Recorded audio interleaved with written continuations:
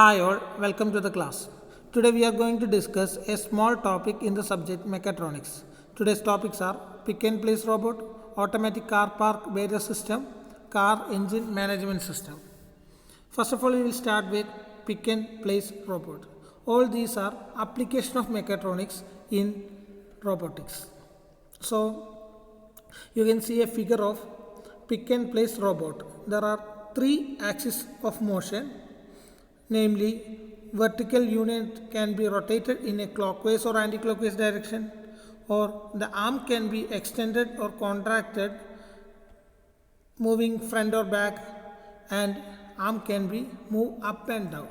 That is, this can be rotated clockwise or anti-clockwise. ഇത് നമുക്ക് ഇങ്ങോട്ടായിട്ട് rotate ചെയ്യാൻ സാധിക്കും.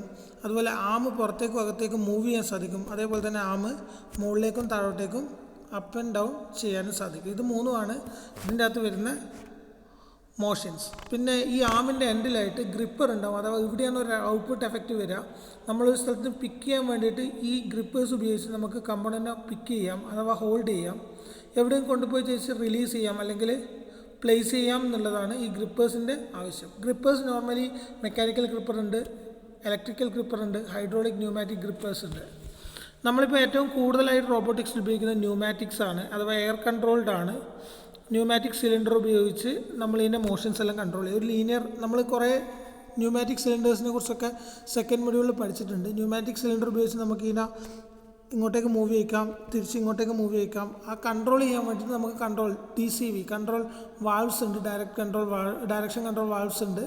അതിൽ തന്നെ സോളിനോയിഡ്സ് വെച്ചിട്ടാണ് മെയിൻലി നമ്മൾ ഇതിനെ കൺട്രോൾ ചെയ്യുന്നത്. കാരണം സോളിനോയിഡ്സ് ഉപയോഗിക്കുമ്പം ഇലക്ട്രിക്കൽ സിഗ്നലാണ് അതിന് ഇൻപുട്ടായിട്ട് വേണ്ടത്. അതുകൊണ്ട് തന്നെ മെക്കട്രോണിക്സിൽ കൺട്രോൾ ചെയ്യാൻ വളരെ എളുപ്പമായിരിക്കും. ഗ്രിപ്പറിൻ്റെ ഒരു എൻലാർജഡ് വ്യൂ ആണ് കാണുന്നത്. എങ്ങനെയാണ് ഒരു ഗ്രിപ്പർ ഹോൾഡ് ചെയ്യുന്നത്, അൺഹോൾഡ് ചെയ്യുന്നത്, റിലീസ് ചെയ്യുന്നത് എന്നുള്ളത് നമുക്കിത് നോക്കിയാൽ മനസ്സിലാവും. പിന്നെ കൂടാണ്ട് നമ്മളിനി പറയാൻ പോകുന്നത് എങ്ങനെയാണ് ഒരു മെക്കട്രോണിക്സ് അഥവാ മെക്കട്രോണിക്സ് കമ്പോണൻ്റ് ഇതിൻ്റെ അകത്ത് വരുന്നത്. അതിനുവേണ്ടി നിങ്ങൾക്കിത് വായിച്ചു നോക്കാം. ഒരു ചിത്രത്തിലേക്ക് പോവാം.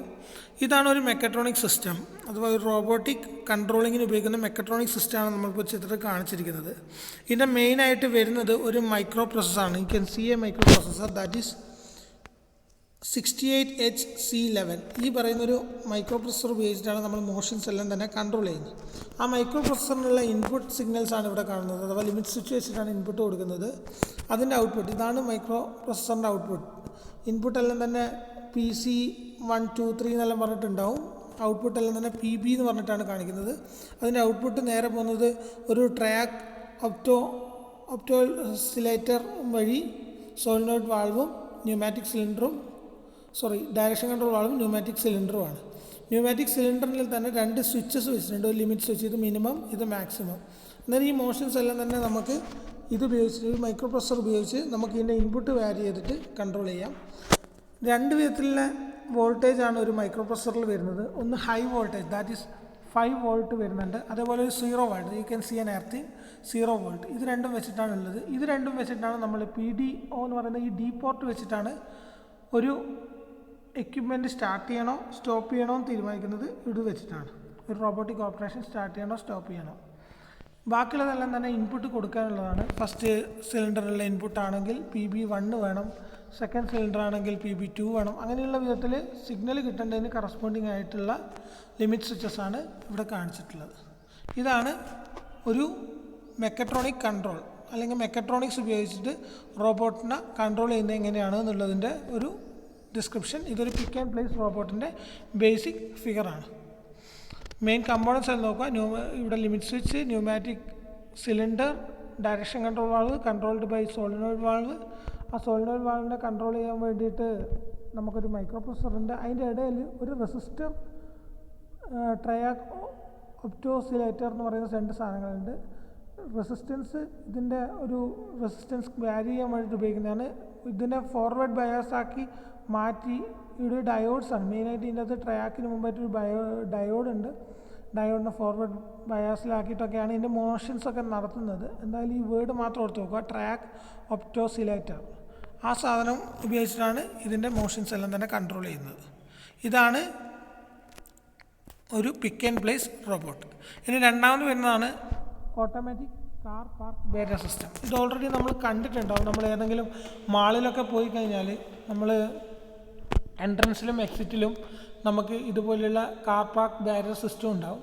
ചില കേസിൽ വൺ സൈഡഡ് ആയിരിക്കും, ഏതെങ്കിലും ഒരു സ്ഥലത്ത് മാത്രമേ ഉണ്ടാവുള്ളൂ. കയറുന്ന സമയത്ത് നമ്മൾ വല്ല ഇൻപുട്ടും കൊടുക്കും. ഇപ്പോൾ ക്യാഷ് ആണെങ്കിൽ ക്യാഷ് ഡെപ്പോസിറ്റ് ചെയ്താൽ ഓട്ടോമാറ്റിക്കലി ഈ ബാരിയർ സിസ്റ്റം ഓപ്പൺ ചെയ്യും. അത് നമ്മൾ കടന്നു പോയി കഴിഞ്ഞാൽ ഓട്ടോമാറ്റിക്കലി അത് ക്ലോസ് ചെയ്യും. അങ്ങനെ ഒരു സിസ്റ്റമാണ് automatic car park barrier system എന്ന് പറയുന്നത്. ഇപ്പോൾ മെട്രോ റെയിൽവേ സ്റ്റേഷനിലൊക്കെ കയറുന്ന സമയത്ത് നമുക്ക് ഗേറ്റ് ഉണ്ടാവും. മെട്രോ ടിക്കറ്റ് എടുത്തു കഴിഞ്ഞാൽ അവിടെ പ്ലേസ് ചെയ്തിട്ട് മാത്രമേ നെക്സ്റ്റ് സ്റ്റേജിലേക്ക് പോകാൻ പറ്റുള്ളൂ. QR കോഡ് സ്കാൻ ചെയ്താൽ മാത്രമേ നെക്സ്റ്റ് സ്റ്റേജിലേക്ക് പോകാൻ പറ്റുള്ളൂ. അതുപോലെ ബാരിയേഴ്സ് ഉണ്ടാവും. ആ ബാരിയേഴ്സ് എല്ലാം തന്നെ സെയിം വർക്കിംഗ് പ്രിൻസിപ്പിളിലാണ് വർക്ക് ചെയ്യുന്നത്.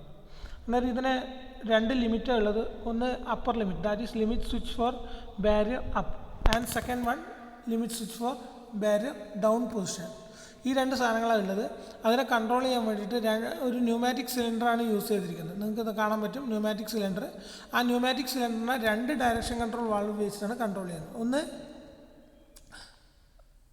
Direction control valve B and direction control valve A. ഇതിൻ്റെ രണ്ടിൻ്റെ സിഗ്നൽ സോളിനോയിഡ് വെച്ചിട്ടാണ് കൊടുക്കുന്നത്. ഈ സോളിനോയിഡിലാണ് നമ്മൾ വേരിയേഷൻസ് വരുത്തുന്നത്. സോളിനോയിഡിന് കൊടുക്കുന്ന വേരിയേഷൻസ് അനുസരിച്ചിട്ടാണ് ഈ ബാരിയർ സിസ്റ്റം മൂവ് ചെയ്യുക. ഓക്കെ, അന്നേരം എങ്ങനെയാണ് അത് ചെയ്യുന്നതെന്നുള്ളതാണ് നമ്മളിനി പറയാൻ പോകുന്നത്. ചിത്രത്തിൻ്റെ വർക്കിംഗ് എല്ലാം മനസ്സിലാവും, നോക്കി നോക്കുക.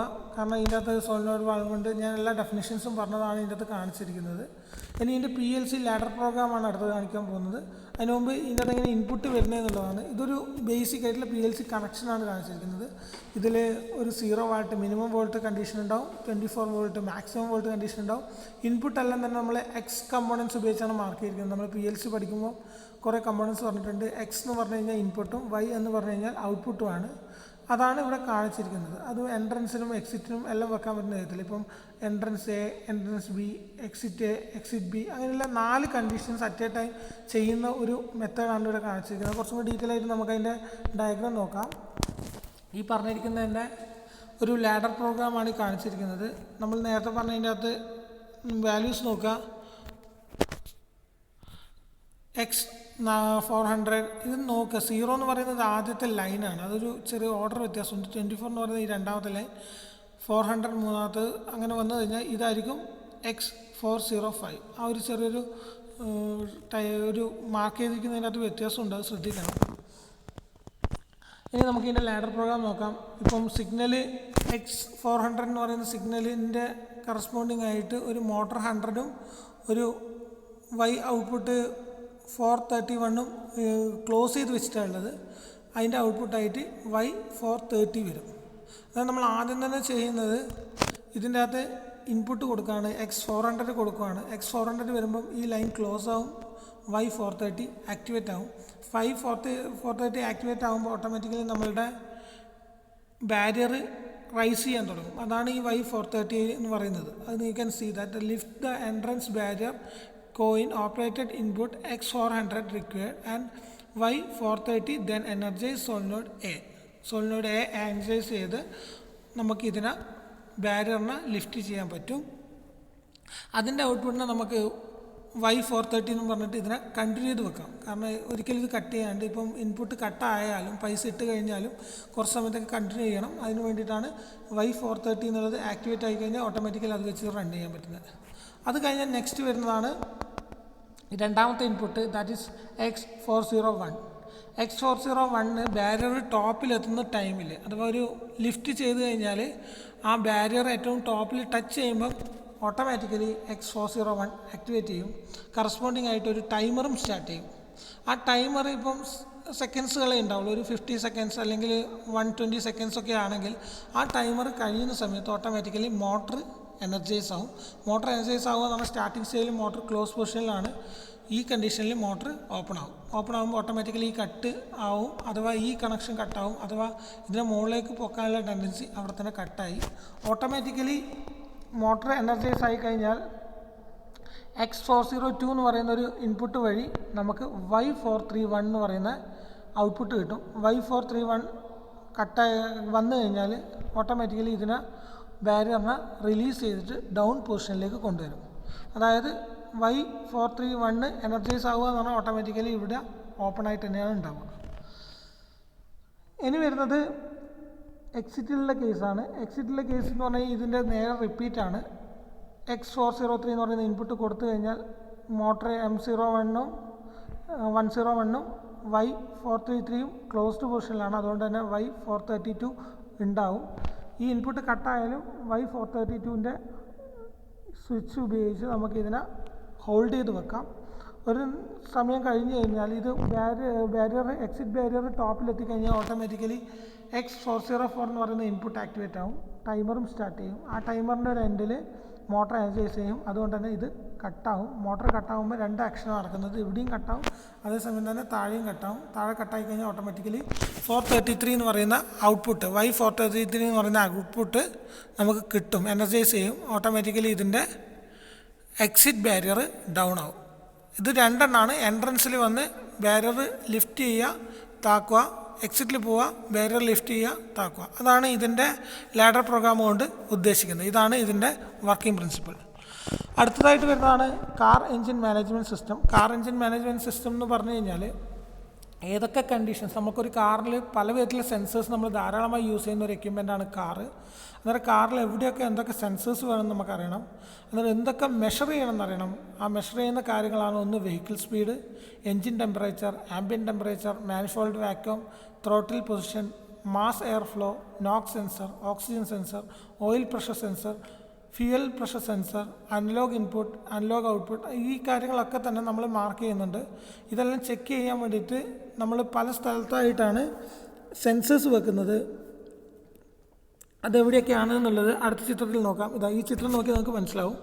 നമ്മുടെ ഫ്യൂവൽ ടാങ്കിൽ നിന്ന് ഫ്യൂവൽ പമ്പ്, ഫ്യൂവൽ ഫിൽറ്റർ വഴി ഇത് നേരെ ഫ്യൂവൽ കാർബറേറ്റർ അല്ലെങ്കിൽ ഇഞ്ചക്ടർ വഴി, കാർബറേറ്റർ വഴി എയറും വരുന്നുണ്ട്. എയർ ഫ്ലോയും കൂടി മിക്സ് ചെയ്ത് ക്യുമുലേറ്റ് ചെയ്ത് എൻജിൻ്റെ സിലിണ്ടറിൻ്റെ ഉള്ളിലെത്തും. ആ എൻജിൻ സിലിണ്ടർ പുഷ് ചെയ്ത് പിസ്റ്റൺ താഴോട്ടേക്ക് മൂവ് ചെയ്യുമ്പോൾ ക്രാങ്ക് റൊട്ടേറ്റ് ചെയ്യും. അടുത്ത മൂവ്മെൻറ്റിൽ കംപ്രഷൻ ആയിരിക്കും, എക്സ്പാൻഷൻ ഉണ്ടാവും, എക്സോസ്റ്റ് ഉണ്ടാവും. നോർമൽ ഐസി എൻജിൻ വർക്കിംഗ് പ്രിൻസിപ്പിളാണ്. ഇതിൽ നമ്മൾ സെൻസേഴ്സ് വെക്കുന്നതാണ് കാര്യമായിട്ട് നോക്കേണ്ടത്. ഒന്നാമത് വരുന്നത് എയർ ഫ്ലോ മെഷർ ചെയ്യാൻ വേണ്ടിയിട്ടൊരു മാസ് എയർ ഫ്ലോ സെൻസർ ഉണ്ട്. എയർ ഫ്ലോ കുറവാണെങ്കിൽ നമുക്ക് ഇതിൻ്റെ ഫിൽറ്റർ കുറച്ചും കൂടി ഓപ്പൺ ചെയ്ത് കൂടുതൽ എയറിനെ സക്ക് ചെയ്തെടുക്കേണ്ടി വരും. രണ്ടാമത് സ്പീഡ് മെഷർ ചെയ്യാൻ വേണ്ടിയിട്ട് ഐഡിയൽ സ്പീഡ് ആക്ച്വേറ്റർ ഉണ്ട്. അതിൻ്റെ ഔട്ട്പുട്ട് കൺട്രോൾ, ഇതിൻ്റെ അകത്ത് എയർ ഫ്ലോൻ്റെ കൺട്രോൾ വരുന്നതിനനുസരിച്ച് ആക്ച്വേറ്റ് ചെയ്യാൻ വേണ്ടിയിട്ടാണ്. ഇത് സെൻസറല്ല, ഇത് ആക്ച്വേറ്ററാണ്. പിന്നെ വരുന്നതാണ് ത്രോട്ട്ലിംഗ് പൊസിഷൻ സ്വിച്ച്. അഥവാ നമ്മുടെ കാർബറേറ്ററിനുള്ളിൽ ഒരു ത്രോട്ട്ലിംഗ് ഡിവൈസ് ഉണ്ട്, അഥവാ വെഞ്ചുറി ഉണ്ട്. ആ വെഞ്ചുറിൻ്റെ അകത്ത് എത്ര amount of air fuel mixture വരുത്തണം എന്നുള്ളത് കൺട്രോൾ ചെയ്യാൻ വേണ്ടിയിട്ടാണ് ഈ ത്രോട്ട്ലിംഗ് വാൾവ്. അതിൻ്റെ പൊസിഷൻ മനസ്സിലാക്കാൻ വേണ്ടിയിട്ടാണ് ത്രോട്ട്ലിംഗ് പൊസിഷൻ സ്വിച്ച്. അതുപോലെ നെക്സ്റ്റ് വരുന്നതാണ് ഫ്യൂവലിൻ്റെ എമൗണ്ട് മെഷർ ചെയ്യാൻ വേണ്ടിയിട്ട് ഒരു ഇഞ്ചക്ടർ സ്വിച്ച് ഉണ്ട്. അതുപോലെ ടെമ്പറേച്ചർ മെഷർ ചെയ്യാൻ ടെമ്പറേച്ചർ സ്വിച്ച് ഉണ്ട്. സ്പീഡ് മെഷർ ചെയ്യാൻ സ്പീഡ് സ്വിച്ച് ഉണ്ട്, സ്പീഡ് സെൻസർ ഉണ്ട്. അതേപോലെ തന്നെ ഓക്സിജൻ മെഷർ ചെയ്യാൻ ഓക്സിജൻ സെൻസറും. അതുകൂടാതെ തന്നെ നമ്മളെ ഇതിൻ്റെ അകത്തുള്ള ഇഗ്നിഷൻ കോയിലിൻ്റെ ചാർജ് എത്രയാണ്, ഇലക്ട്രിസിറ്റി എത്രയാണെന്നുള്ളത് മെഷർ ചെയ്യാൻ വേണ്ടിയിട്ട് ഒരു സെൻസറും കൂടി പ്ലേസ് ചെയ്തിട്ടുണ്ട്. ഇത്രയാണ് ഒരു എൻജിൻ മാനേജ്മെൻറ്റ് സിസ്റ്റത്തിൽ ഉപയോഗിക്കുന്ന സെൻസേഴ്സ്. നല്ല ഡീറ്റെയിൽ ആയിട്ട് നോക്കുക. ഓരോ എക്യുപ്മെൻറ്റും വളരെ ഇമ്പോർട്ടൻ്റ് ആണ് ഒരു engine management, car engine management സിസ്റ്റത്തിൽ. അതിൻ്റെ വളരെ ഡീറ്റെയിൽ ആയിട്ടുള്ള നോട്ട്സ് ഉണ്ട്, അതൊന്ന് വായിച്ച് നോക്കുക. സിമ്പിളായിട്ട് മനസ്സിലാക്കാൻ പറ്റുന്ന കാര്യമുള്ളൂ. Thank you.